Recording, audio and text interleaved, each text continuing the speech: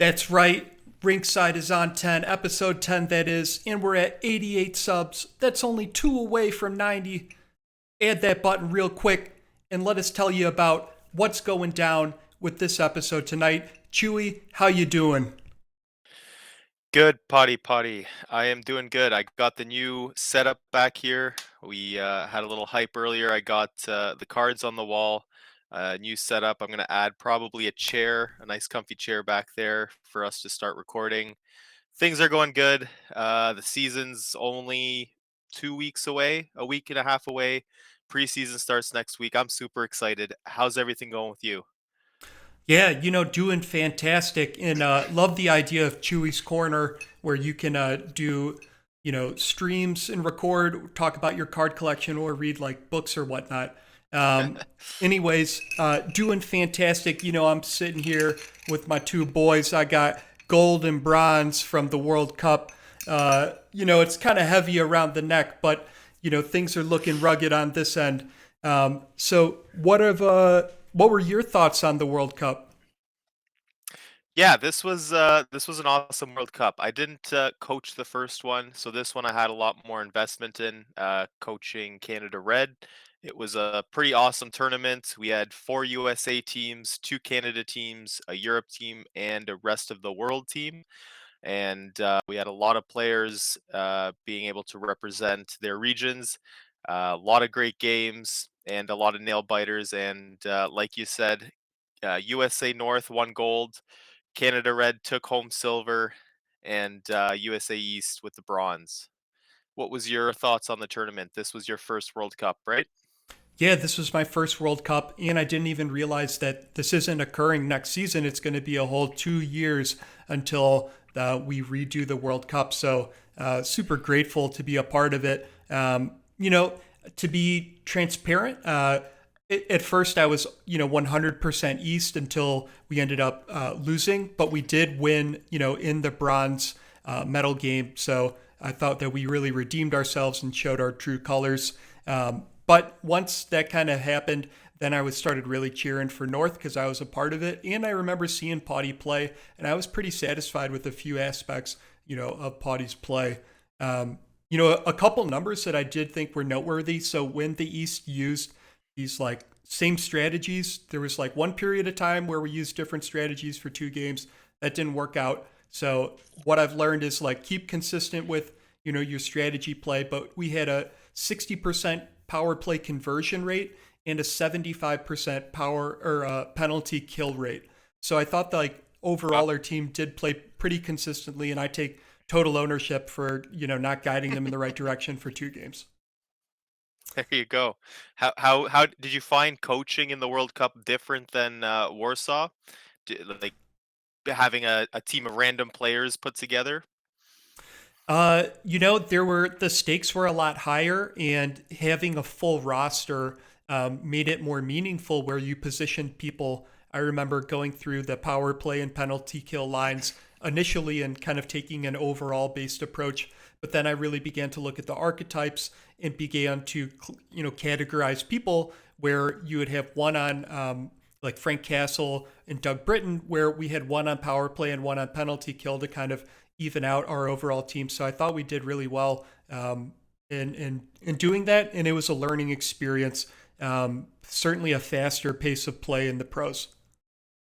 Yeah, for sure. And I think Rock Steele was the USA North coach. It was his first time, I believe, being part of any coaching staff in the league. So, I mean, if anyone's interested in trying out being a coach, the World Cup's definitely a great option because you could try it out for a few games, see if you like it. Maybe you turn into a pro or a minors coach down the road. So for 2 seasons down the line, if anyone's interested, definitely throw your name in there.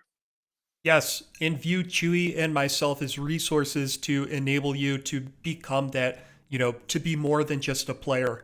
And That's what Ringside's here for, is a platform for you to build your future upon.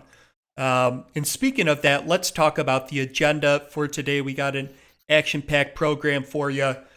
Starting off, we've got part one of our Place of the Week coverage on the World Cup. That's right, we have 16 World Cup clips, and they're all phenomenal. So we'll be showing you the first 8 in this episode.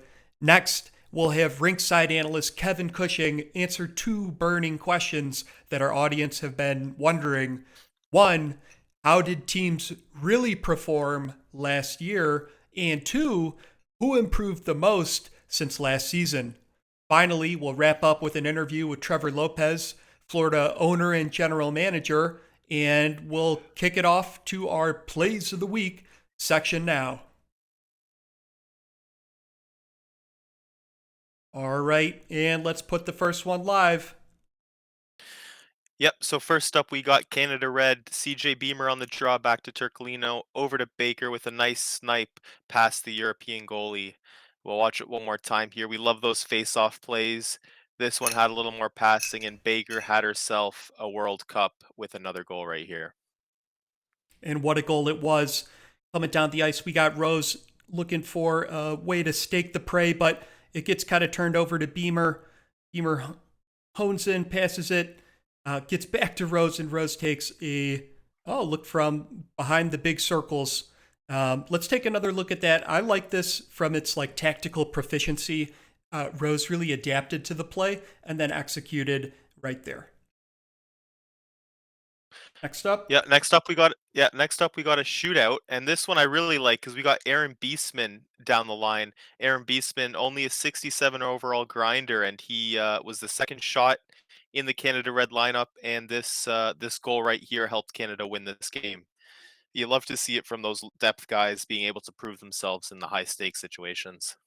Absolutely, and shout out to Aaron Beesman, former Atlantic Buck champion that Potty played with. Moving on, we've got number 4. It looks like East is trying to take the puck up, but Cooksey then takes it off of there. Goes on over, and it gets intercepted. Grace all the way back, and what a fantastic goal from all the way back. Looked like a hook shot or, like David and Goliath with the thing that swirls around in the right hand and releases a rock from all the way back there. Yeah, slingshot. Great play. All right, number 5. Yeah, next up we got USA North. McChuckles from Newton all the way over to Molyneux, and Molyneux hits it so hard it just trickles right over the goalie. Mike Twinscrew couldn't do anything about this one. That shot pretty much went through him, hit him in the chest, and right over his head. Yeah, that was a great one. Great attempt by Twinscrew as well. And so next up, we got Potty on the face-off, and look what happens. Potty wins it, passes it to Reed. Reed to Cooksey. Cooksey's against the board. Gets pulled out. Reed gets it. Oh, gives it to Potty, the miracle worker. What's Potty going to do with it? Oh, pass it to Cooksey for a goal. And moving on to number 7. Yeah, next up we got USA East up here against Europe. Uh, Over to Lee. Lee hits it, and it's another one of those shots that goes right through the goalie. You know, this just goes to show you, if you keep shooting the puck right at the goalie, eventually they're going to break and it's going to go right through them. Yeah, absolutely. And speaking of goalies, to wrap us out, we've got a massive superhuman play by Coco Raccoon. Check this out. Oh my God, across the entire court. Let's see that one more time. And this was with no assistance, just pure grit. Practically scored there. Yeah, practically. And those were our plays of the week. All right, next up, we have a very special guest today. He is a 2-time Pro All-Star Game player, a 2-time Pro All-Star Game coach. He was in the World Cup twice. He was a World Cup coach and also a Gretzky Cup champion. We got Trevor Lopez with us today. What's up, guys? How you doing? It's a pleasure to be on here. How's it going, Trevor? How's your day going so far? All things going well. Can't complain. With the off season in full effect, you got to keep busy, especially with progressions. But I'll take what I can get. It's been Awesome. pretty nice. Yeah, I think you only got one guy left to progress, so only one person to nag for the next 24 hours. But for anyone who, for some reason, doesn't know Trevor Lopez, why don't you give us the rundown of who you are in the league, and why don't you let us know what legacy you'll be leaving behind as well? All right, so to those who don't know me, I am Trevor Lopez. I am the second wing center slash left wing for the Florida Challengers, and I also coach, GM, manage, and pretty much every official job you can list for the Florida Challengers. Um, I've been an owner since this league's inception 5 seasons ago now, and as for legacy, the legacy I want to leave is I don't know how many championships his team will win when I'm done owning it, but I want to leave legacy that no matter how we finish in the stats department, I want to be the owner that players were proud to be with. I strive and put every single ounce of my will into progressing this team to be the best it can be, and I want to make sure my players have fun doing it because that's what matters to the most. That's what matters most at the end of the day with this league, and I want to be someone that players can be proud to play under. That's that's what I want to be known for. Awesome. Yeah, I mean, you're definitely halfway there. Everyone definitely has good words for about you, and I wouldn't doubt that's the legacy you're going to leave behind. Yeah, and what a selfless legacy to leave behind, that your players enjoyed the maximum experience because you put in everything you could into it. So, as a segue into that, I'm curious what drove you to your current position as owner, general manager, and all other things of the Florida Challengers. So it's a funny story going all the way back to this league's inception. When I was first invited to this league by Cregan, there were only 10 people in this chat at the same time, and he put out an all around feeler asking for owners. Now, me, being someone whose only hockey knowledge at the time came from being in a fantasy hockey league, I was way in over my head when I first joined, but I figured, you know what? Why not try it? And somehow, some way, that ended up to where I am now. But it came a point, and I like to attribute the end of the season 3 finals against Dublin to it, where it finally hit that maybe I wasn't over my head when I first joined, but I wanted to get to a point where I know this game like the back of my hand, and that loss is what drove me to want to give my all to this league. It knowing how hard that loss hit to both myself and most importantly to my players, that was a turning point for how I wanted to manage the team. And I feel since then I have a newfound passion for this league. Not only do I want to see it grow, but I want to grow myself as both an owner and a leader, more importantly. And I want to hopefully keep that trend going into this season. Wow. Awesome. Yeah, Trevor, what a great response. Like, I've had a lot of answers on this show, but that one is one of the most thoughtful, and it really comes back to these core values that you have of leadership. So your players are really lucky to have you. Thank you, sir. That means a lot. So, truly. Kind of steering in the same direction, being an owner here for 5 seasons. What for the challengers? What is the most challenging thing about being an owner slash manager? I'd say for me personally, the most challenging thing is the fact that as someone who takes most of the workload by myself, that also means by de facto, most of the losses fall under myself as well.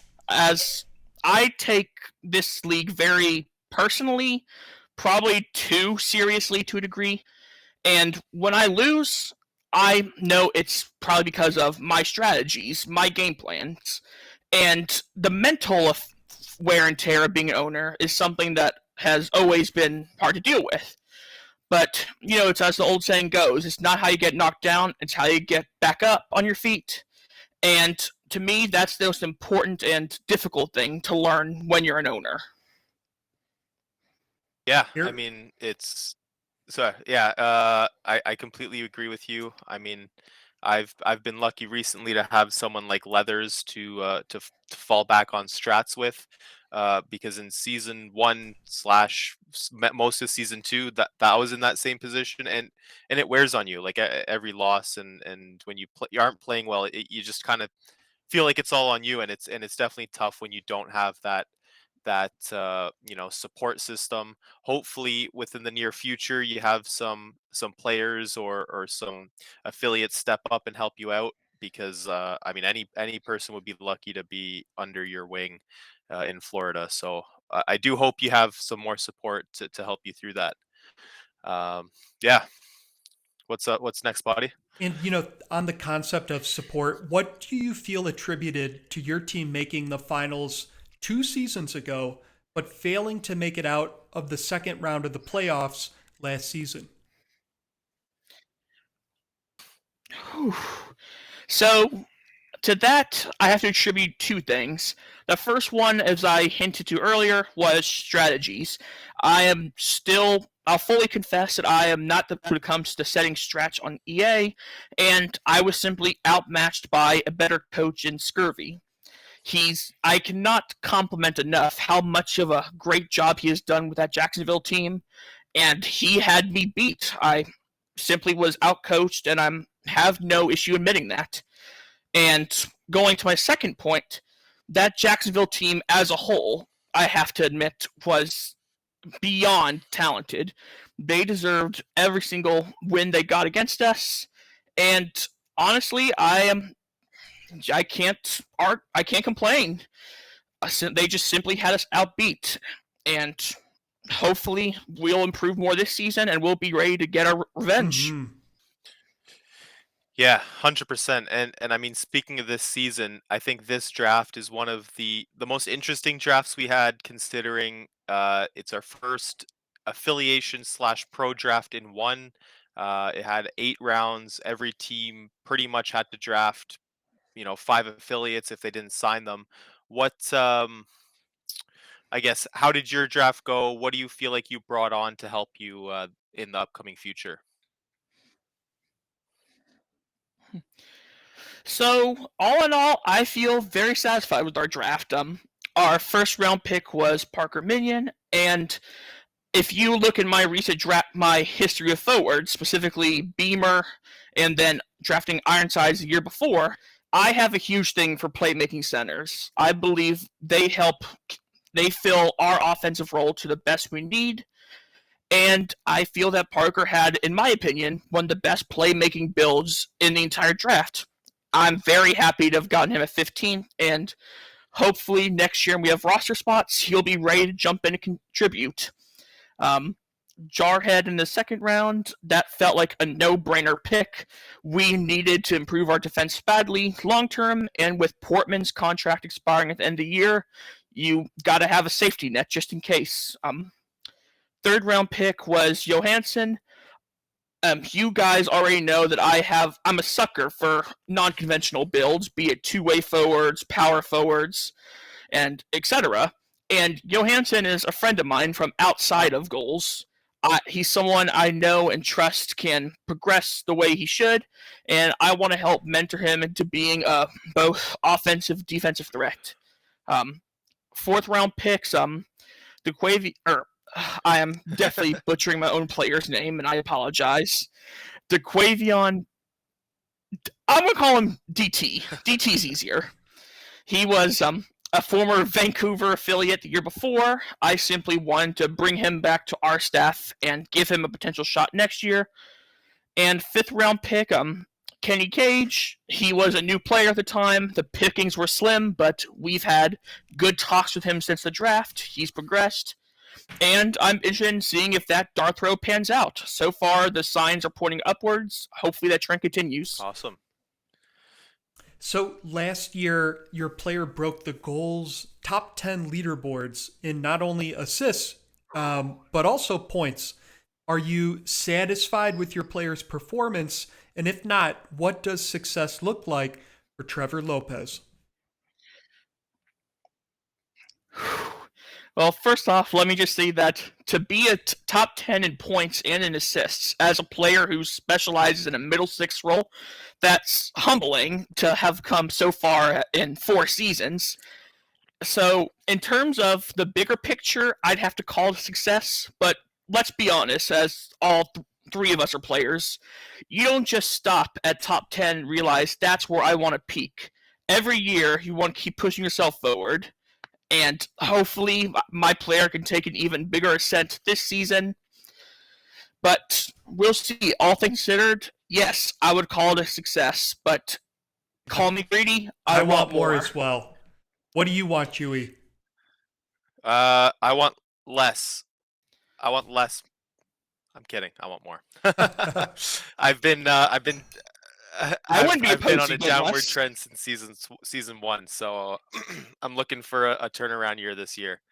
So speaking of success for your player, you do have a power forward build. It's personally one of my favorites. Obviously, Potty is a power forward. We're seeing a lot more nowadays actually than the first 3 seasons. I think like the first 3 seasons there was like maybe 3 power forwards in the whole league, and now we're seeing a lot more.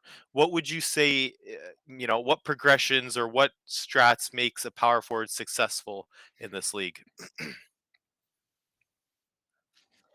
So, in my personal opinion, I think the benefit of the power forward role is that you don't necessarily specialize in one general area. You're more of a jack of all trades, master of none at first. And to be honest, I feel it's good to lean into that. When you're a power forward, your team is supposed to rely on you for both offensive and defensive. So, on some progressions, say playmaking centers, for example, you're going to want to go for offensive awareness to prioritize. But if you lean into the choose to offensive and defensive awareness to start off as a power forward, that'll go wonders into developing your forward. You want to create your player to be as diverse as humanly possible to fill that jackknife role on the team. And addition to that, at the beginning of every preseason, please develop your puck control. You start off very low for the most part to begin with, but if you can boost up that cap and raise it up to the 90s, that'll go a long way into making your player a versatile threat. Sweet. All power forwards, listen to that. You'll be in the top 10 in no time. Yeah, I might need to rethink my plan. Chewy, we're going to have a conversation. And so great advice. Like, as a power forward, I'm biased in this, but I thought that was phenomenal because that was specifically relevant to me, and I can find a lot of value in that. So on the topic of advice, what advice do you have for any minors players that were hoping to be drafted to a pro team last week? So, for minor league players, the biggest advice I could possibly give you, and I could not stress this enough, put your name out there. No matter how often you have to do it, no matter whether it's in Twitch chat, in Discord general chat, or in DMs, make sure the owners know your name. I cannot stress enough how important it is, because the one thing this league thrives off of, and the thing that most owners look for, activity. They want players that they know are going to be committed to not only the team, but being an active member of the league community. And that is something that is an asset that most owners will prioritize players above similar players. Sweet. Yeah, that makes complete sense. You see it every draft, the active players, going ahead. A couple more questions. One for me. Do you have any shout outs you want to put out to the league, or any causes outside the league? Anything you want to shout out to the people watching? Well, of course, I already gave you guys your shout out when the show first started. I'd like to thank, of course, Cregan, Evan, and Doug, and, of course, you, Chewy, for all the work you guys put into this league. We have come so far since this league's inception 4 seasons ago, and we could not have gotten this far without you guys. So I want to say thank you. And as for a couple of other shout-outs, I want to give shout-outs to guys like JJ, Nate, Beamer, guys that I've had on my squad. I could not have gotten this far in this league without having good people by my side, people that I can talk to and trust with matters related to the team. And I want to thank you guys, among so many other of my challenger players, for being there with me by every step. The loyalty you guys show to the squad is something I, as an owner, could not have possibly gotten this far without. So thank you. Great. Excellent. Great way to kind of close things off. And as we think through the future ahead of us, the the towering journeys that could unfold. What does the future hold? And we're wondering, what is your vision? Where do you see goals 5 years from now? 5 years from now, let's see. Last I checked, we are at what 500, 600 members right now. Can someone in the am Discord? I right out there? It's between 500 and 600 in the Discord. Active players, I think. Yeah, we're sitting around 400-ish. All right. So going off of that number, with how active this community has gotten, specifically in the last real life year or so, I think that number could definitely end up going by a few hundred, and we've already created such a large community. I see no reason, with the ownership we have now and the leadership we have guiding us, why we can't expand that even a few hundred more. And unfortunately, as much as I would not like it as an owner who has to lose players, I would definitely like to see an expansion sometime down the road for this league. If we get even more recruits to create more professional roles for minor league players, I could very well see that happening by season 7 or season 8, perhaps. You heard it here first. Trevor wants expansion. That's the headline. Expansion. Trevor.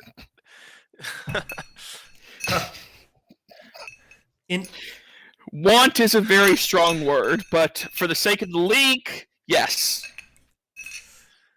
Well, sweet. And you talked about like there being expansion of 100 players or so. I'm envisioning 100,000. Imagine a global connectivity where you can simulate things in real time with no latency, no restrictions, and we can really scale this. But sounds good. You could do the rosters and stats then, for 100. Yes, I will gladly give you my job. But yeah. It's all Trevor, you, buddy. Thanks so much for joining us. This was a really awesome conversation. Appreciate you hopping on, and wish you the best in the upcoming season. Yeah, thanks a lot, Trev. Yeah, thank you, guys. Like I said, it was a pleasure being here. Best of luck to you guys this season, and go Challengers! Are you on 10 yet? Are you on 10 yet? Wait, are you on 10 yet? Are you on 10 yet? I live on 10. Wait, are you on 10 yet?